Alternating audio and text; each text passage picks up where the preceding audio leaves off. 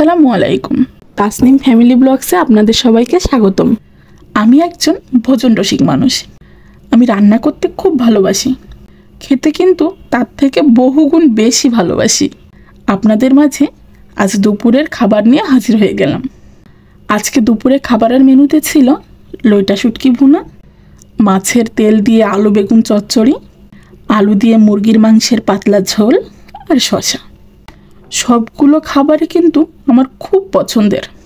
আমি তো প্রথমে শসাতে একটা কামড় বসিয়েই দিলাম, তারপর মাছের তেল দিয়ে আলু বেগুনের চচ্চড়ি নিয়ে ভাতটা যেই মাখিয়ে মুখে দিলাম, সত্যি বলছি অসাধারণ হয়েছিল। ওমা, এদিকে দেখি লইটা শুটকির ভুনার ভেতর থেকে রসুনের কোয়াগুলো উকি মারছে আমার দিকে।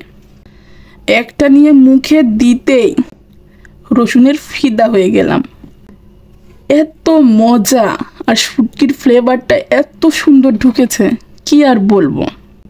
এবার শুটকি ভুনাটা নিয়ে ভাত মাখিয়ে মুখে দিলাম।